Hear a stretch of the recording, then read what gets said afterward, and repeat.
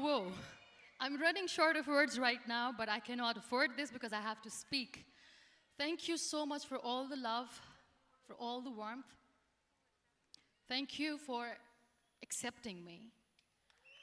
Thank you very much.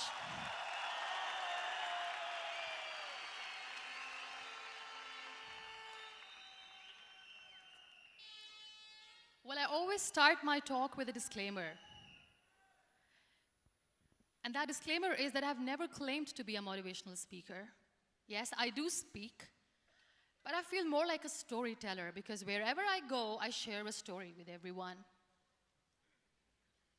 Well, it is a story of a woman whose perfectly imperfect life made her who and what she is today. It's the story of a woman who, in pursuit of her dreams and aspirations, made other people realize that if you think that your life is hard and you're giving up on that because you think your life is unfair, think again. Because when you think that way, you are being unfair to your own self.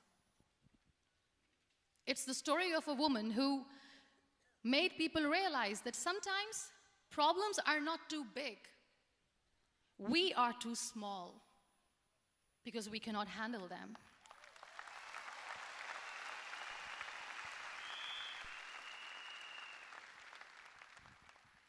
It is the story of a woman who with time realized that real happiness doesn't lie in success, money, fame.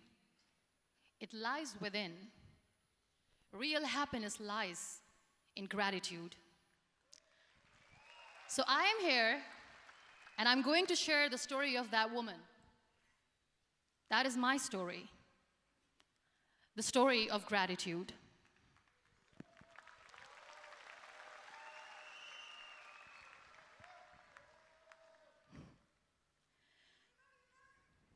I love you too. I love you all.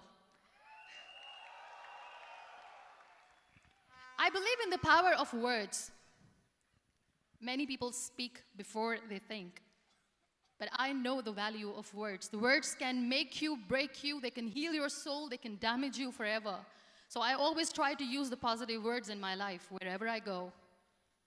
They call it adversity, I call it opportunity. They call it weakness, I call it strength. They call me disabled, I call myself differently abled. They see my disability. They see my disability, I see my ability. There are some incidents that happen in your life, and those incidents are so strong that they change your DNA. Those incidents or accidents are so strong that they break you physically. They deform your body, but they transform your soul.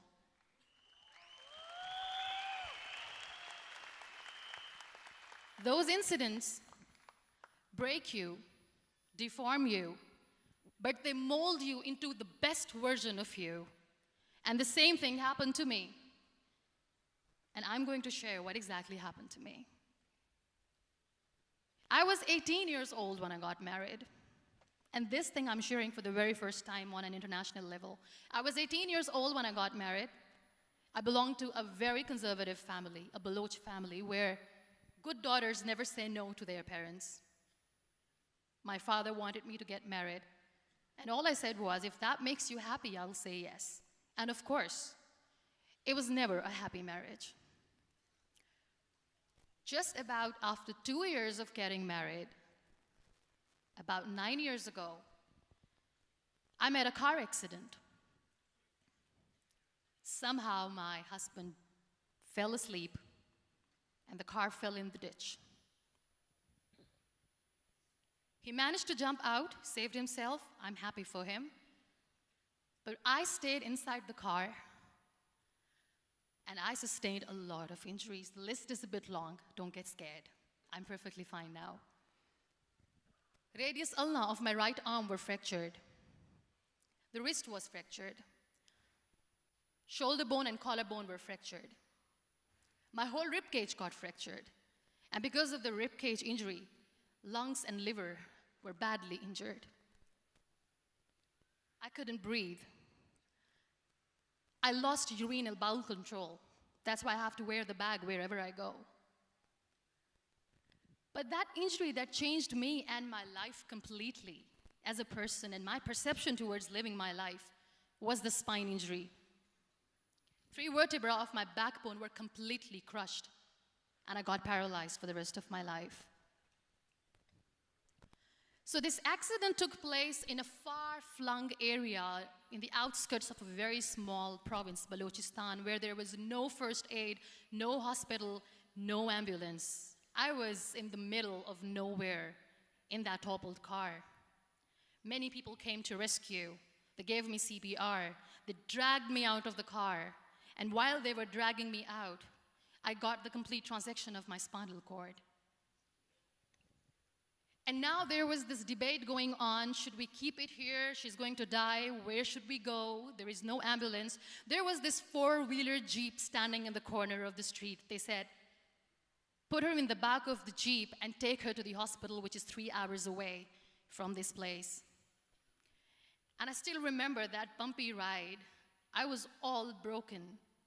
They threw me at the back of the Jeep and they rushed me to the hospital. That is where I realized that my half body was fractured and half was paralyzed.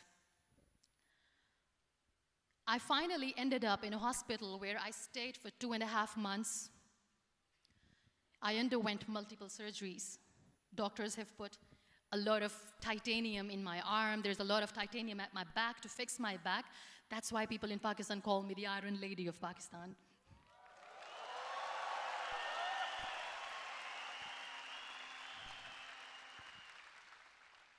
Sometimes I wonder how easy it is for me to describe all this all over again. And somebody has rightly said that when you share your story and it doesn't make you cry, that means you have healed.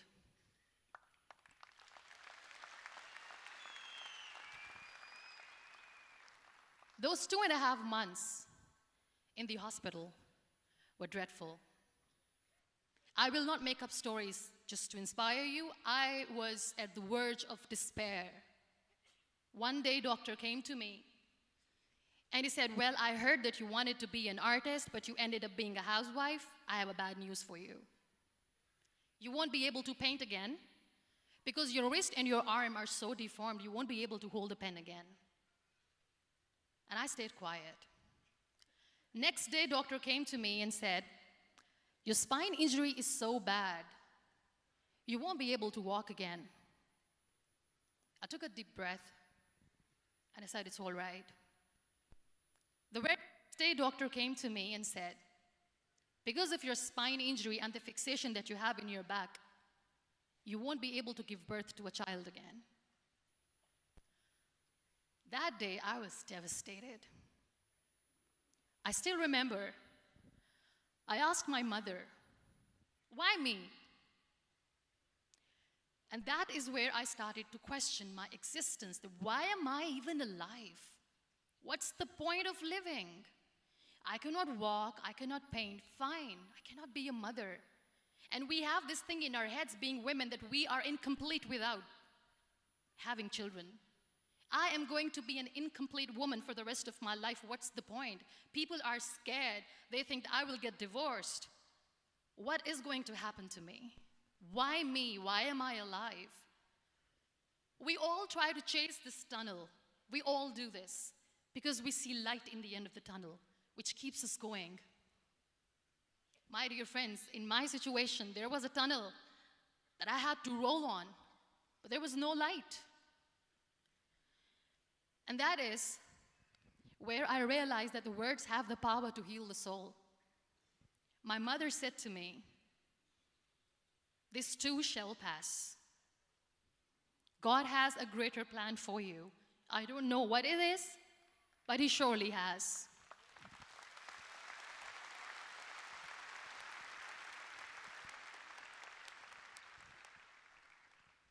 And in all that distress and grief, somehow or the other, those words were so magical that they kept me going. I was trying to put that smile on my face all the time, was hiding. It was so hard to hide the pain, which was there. But all I knew was that if I will give up, my mother and my brothers will give up too. I cannot see them crying with me. So what kept me going was, one day I asked my brothers, I know I have a deformed hand, but I'm tired of looking at these white walls in the hospital and wearing these white scrubs. I'm getting tired of this. I want to add more colors to my life. I want to do something. Bring me some colors. Bring me some small canvas. I want to paint. So the very first painting I made was on my deathbed, where I painted for the very first time. It was not just an art piece or just my passion. It was my therapy. What an amazing therapy it was. Without uttering a single word, I could paint my heart out. I could share my story. People used to come and say, what lovely painting, so much color. Nobody could see the grief in it. Only I could. So that's how I spent 2.5 months in my hospital, crying, never complaining or whining, but painting. And then I was discharged, and I went back home. And I went back home, and I realized that I have developed a lot of pressure ulcers on my back and on my hip bone. I was unable to sit. There were a lot of infections in my body, a lot of allergies. So doctors wanted me to lie down on the bed straight for not 6 months, for not 1 year, for 2 years. I was bedridden, confined in that one room, looking outside the window, listening to the birds chirping, and thinking maybe there will be a time when we'll be going out with the family and enjoying the nature. That was the time where I realized how lucky people are, but they don't realize. That is the time where I realized that the day I'm going to sit, I'm going to share this pain with everyone to make them realize how blessed they are, and they don't even consider them lucky. There are always turning points in your life. There was a rebirth day that I celebrated. After 2 years and 2.5 months, when I was able to sit on a wheelchair, that was the day when I had the rebirth. I was a completely different person. I still remember the day I sat on the wheelchair for the first time, knowing that I'm never going to leave this, knowing that I won't be able to walk for the rest of my life. I saw myself in the mirror, and I talked to myself. And I still remember what I said. I cannot wait for a miracle to come and make me walk. I cannot sit in the corner of the room crying, cribbing, and begging for mercy because nobody has time. So I have to accept myself the way I am. The sooner, the better. So I applied the lip color for the first time.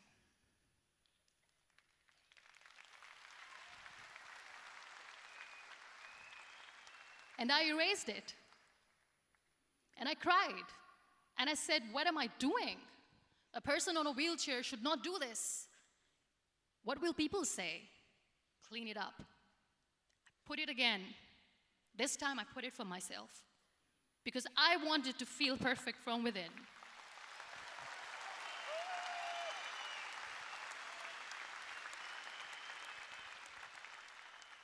And that day I decided that I'm going to live life for myself.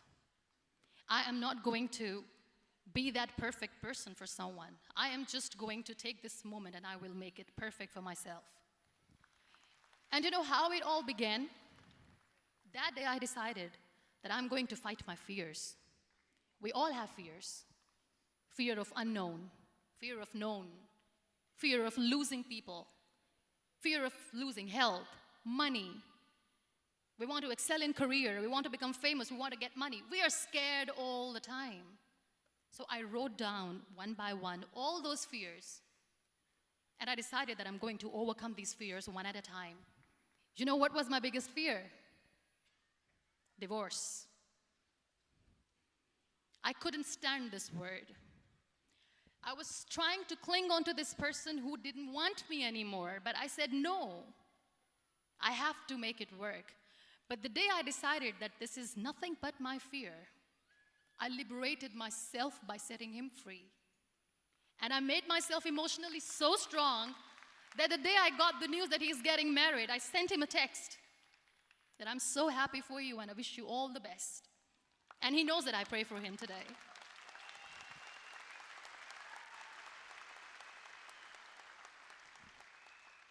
My biggest fear, number 2, was I won't be able to be a mother again. And that was quite devastating for me. But then I realized there are so many children in the world, all they want is acceptance. So there is no point of crying, just go and adopt one. And that's what I did.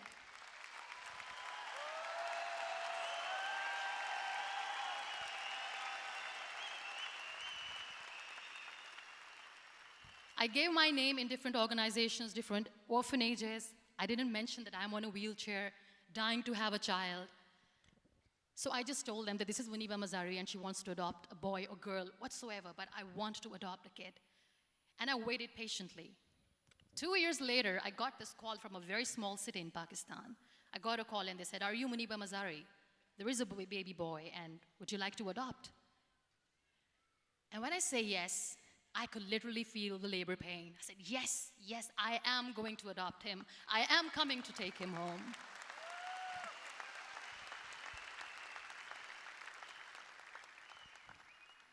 And when I reached there, the man was sitting and he was looking at me from head to toe. And in back of my head, I kept thinking that, oh my God, he is going to say she's on the wheelchair, she doesn't deserve it. How is she going to take care of him? And I looked at him and I said, do not judge me because I'm on the wheelchair. But you know what he said? He said, I know you will be the best mother of this child. You both are lucky to have each other.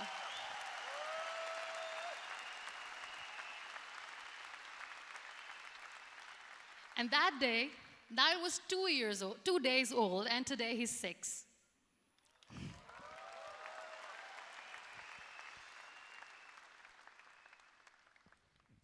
You'll be surprised to know another bigger fear that I had in me.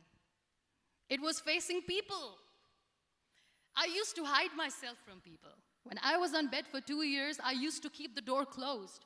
I used to pretend that I'm not going to meet anyone, tell them that I'm sleeping. You know why? Because I couldn't stand that sympathy that they had for me. They used to treat me like a patient.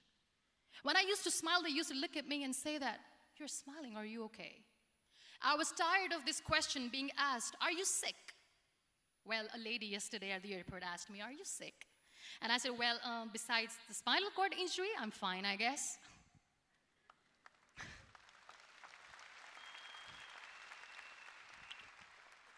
But those are really cute questions. They never used to feel cute when I was on the bed.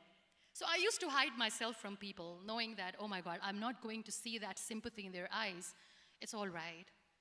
And today I'm here speaking to all these amazing people because I have overcome the fear.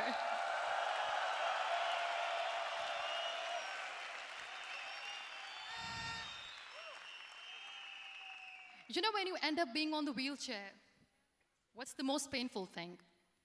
That's another fear that people on the wheelchair or the people who are differently abled have in their hearts, but they never share. I'll share that with you.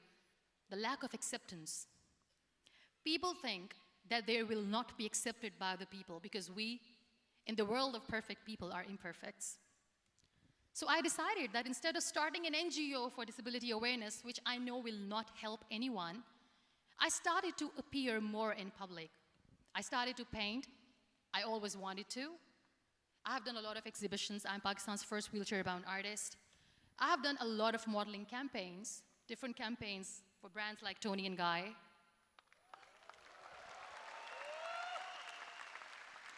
I have done some really funny, breaking the barriers kind of modeling. There was this one by the name Clown Town where I became a clown because I know that clowns have hearts too.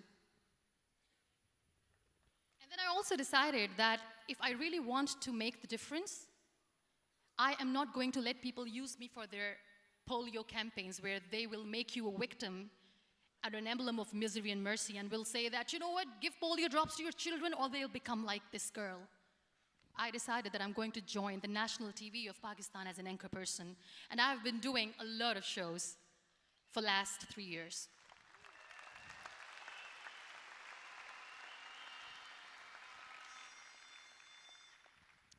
So when you accept yourself the way you are, the world recognizes you.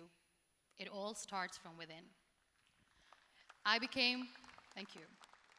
I became the National Goodwill Ambassador for UN Women Pakistan, and now I speak for the rights of women, children. We talk about inclusion, diversity, gender equality, which is a must. I was featured in BBC 100 Women for 2015. I'm one of the Forbes 30 under 30 for 2016. And it all didn't happen alone. You all are thriving in your careers. You have bigger dreams and aspirations in life. Always remember one thing. On the road to success, there is always we, not me. Do not think that you alone can achieve things. No. There is always another person who is standing behind you, maybe not coming on the forefront, but behind you, praying for you and supporting you. Never lose that person. Never.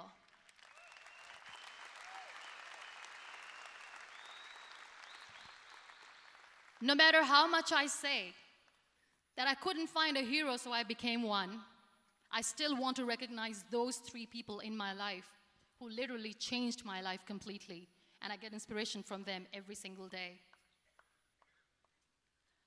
Waleed Khan. Many people know about the terrorist attacks in Pakistan. We have lost many people. And I'm sharing this with a very heavy heart because we actually have lost a lot of people in this huge turmoil of terrorism. These people are barbarians. They do not see people. They're even worse than animals. They have killed people in mosques. They have killed people in churches, temples, even in schools. There was this terrorist attack in Army Public School, Peshawar, where these terrorists entered in an examination hall and they killed our children. And in that attack, that day, this beautiful boy, Waleed Khan, who was my hero, my real life hero, was the proctor who was taking care of the students, was keeping an eye on the students. Those barbarians shot him 3 times in the face, 5 times on his body, and he fell down. I was asked to give a talk in the school after a week of that terrorist attack. With a very heavy heart, I went there and I spoke. We sang a few national songs. I thought that maybe I've done my part, but deep inside, it was killing me. I could see children injured. I could see children sitting on the wheelchairs, looking at me, wondering, what next? What was our fault? Just because we were here to give examination, we have been shot. So many people, so many children lost their friends. Their classrooms were empty. The next day they went to the classroom. So this kid, Waleed Khan, I was asked that he is in a hospital right now, and you have to go and see him and motivate him and tell him that it's going to be okay. And when I saw Waleed Khan coming on the wheelchair for the first time in front of me, face was all deformed. His leg was fractured, his arm was fractured. He couldn't talk, he lost his teeth. He cannot sneeze, he cannot smell. He cannot eat. And I kept thinking, what should I say? That everything is going to be all right? No, nothing is all right. And while I was juggling with the words, what to say, what not to say, this beautiful child, Waleed Khan, came to me and he said, "Are you Muniba Mazari?" I said, "Yes." He said, "Baji, let's take a selfie."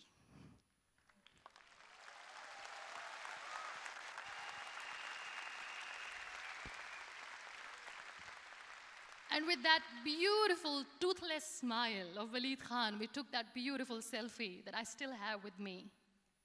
I don't share that here because he was in a very bad shape that time. And that is where I realized that when I was thinking too much about his deformities, he's happy with himself. He doesn't even care. Because today he goes in the same school, and when somebody asks him that what happened to your face, why so many scars, you know what he says? "These scars are my medals and I wear them with pride."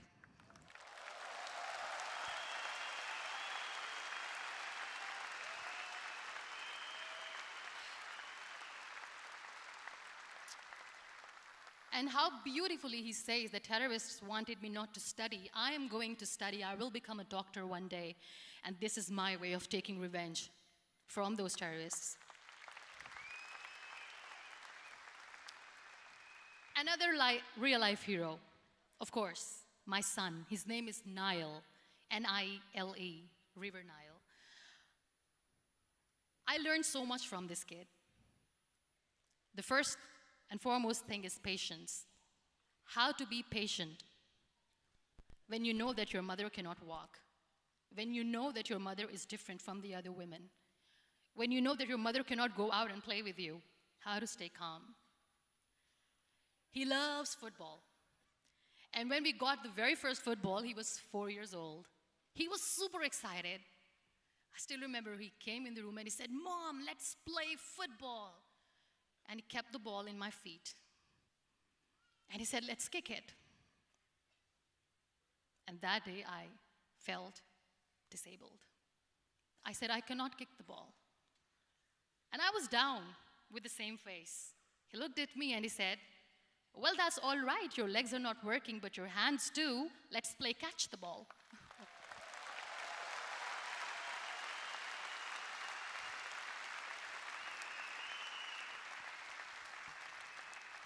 You know what? That day he made me realize that when you think your glass is half empty, come on, your glass is half full. It's all in here and here. Last but not least, the woman who made me realize that heroes have no gender. The woman who believed in me even when I was completely at the verge of despair, where everybody left, she was there.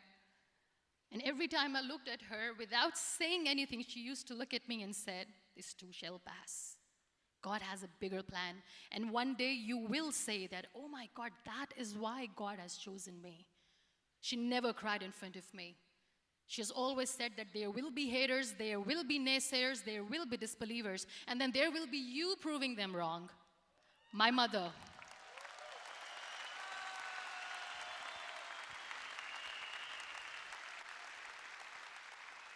Whatever I am today, I'm nothing without her. I'm nothing without her. Thank you, Mama. I wish you were here. Thank you for making me who I am today.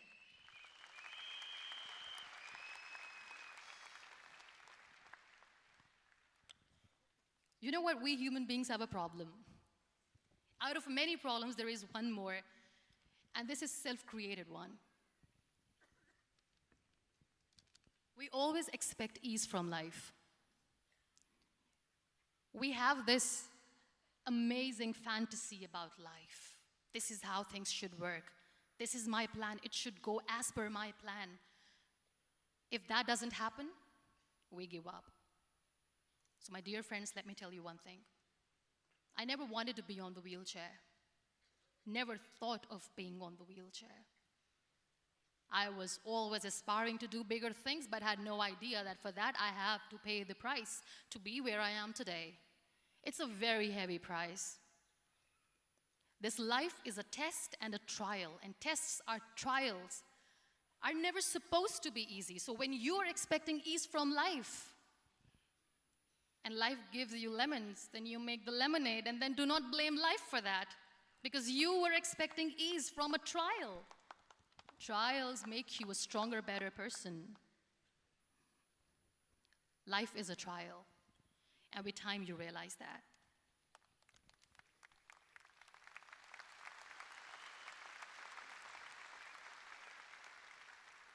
It is okay to be scared. It is okay to cry. Everything is okay, but giving up should not be an option. They always say that failure is not an option. Failure should be an option, because when you fail, you get up, and then you fail, and then you get up, and that keeps you going. That's how humans are strong.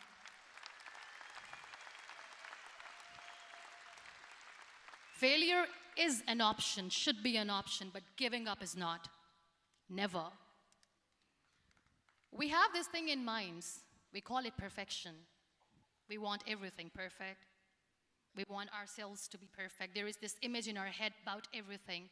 Perfect life, perfect relationships, perfect career, perfect amount of money that we need to earn no matter what.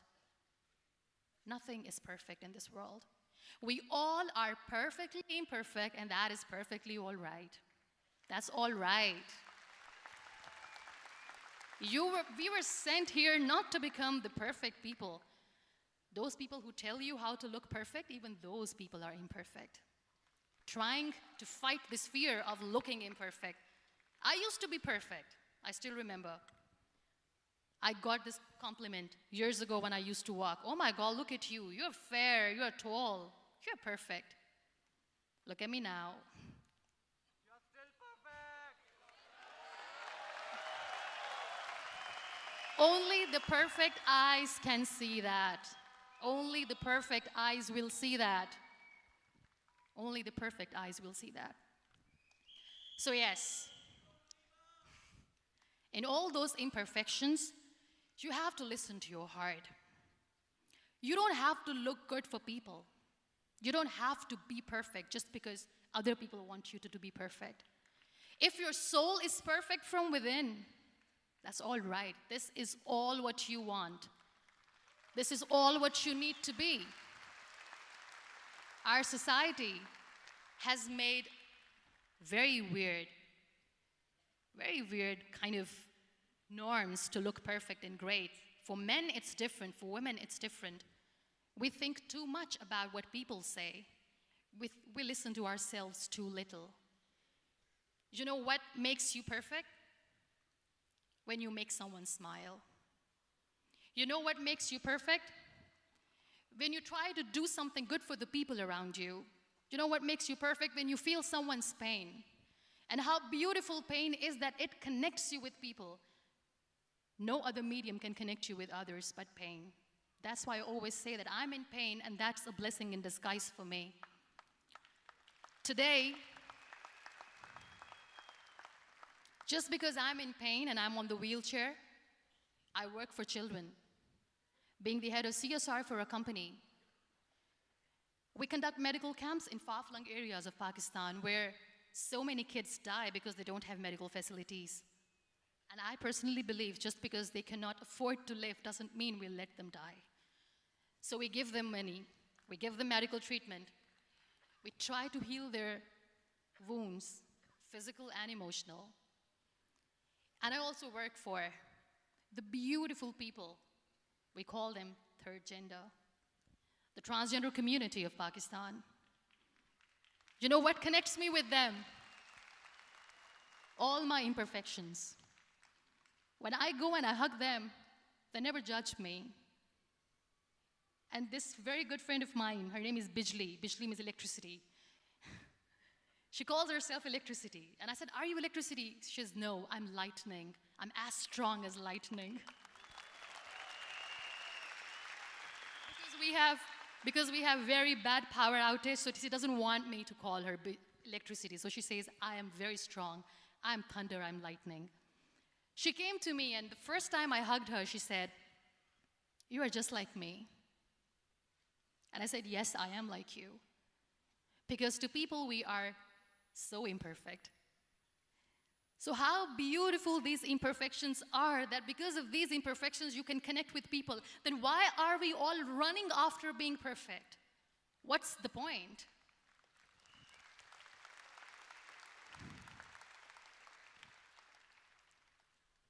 Every time I go in public, I always smile. It's always a big toothy smile on my face, and people ask me, don't you get tired of smiling all the time? What's the secret? I always say one thing, that I have stopped worrying about the things that I have lost, the people that I have lost. Things and people who were meant to be with me are with me. And sometimes, somebody's absence makes you a better person. Cherish their absence. It's always a blessing in disguise. I always say that people are so lucky they don't even realize. You must be thinking, okay, you're lucky in what sense? Well, the breath that you just took was a blessing. Embrace it.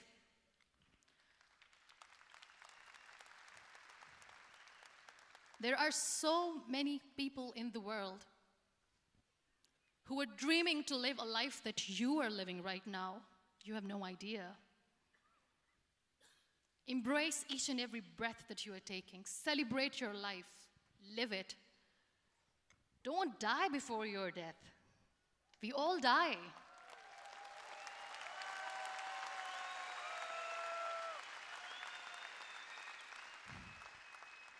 We live this one routine of a day for 75 years and we call it life. No, that's not life. If you're still thinking why you have been sent here, if you're still juggling with the concept of why you are here, you haven't lived yet. You work hard, you make money, you do it for yourself. That's not life. You go out, you seek for people who need your help, you make their lives better. You become that sponge which can absorb all the negativity, and you become that person who can emit beautiful, positive vibes. And when you realize that you have changed someone's life, and because of you, this person didn't give up, that is the day when you live. Always.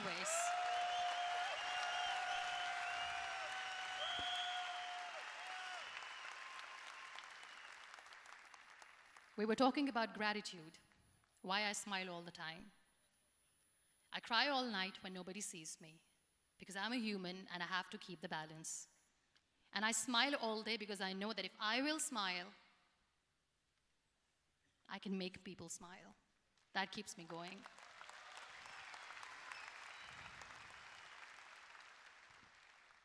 Be grateful for what you have, and you will always, always end up having more.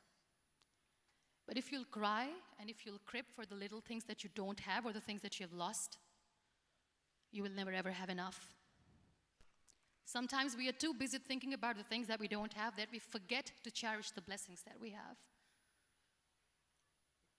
I'm not saying that I'm not healthy and that makes me unlucky, but yes, it is hard. It is hard when I say that I cannot walk. It is hard to say when I wear this bag. It hurts. But I have to keep going, because never giving up is the way to live, always.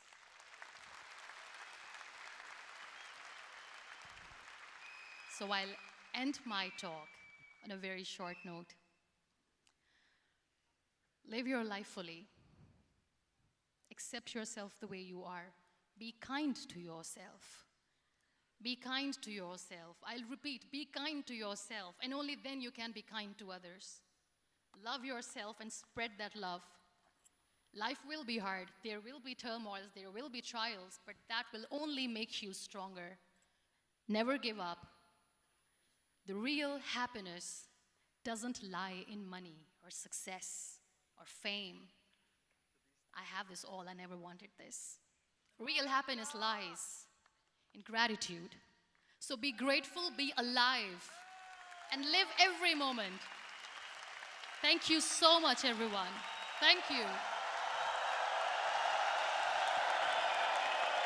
We Malaysia. Muniba Mazari.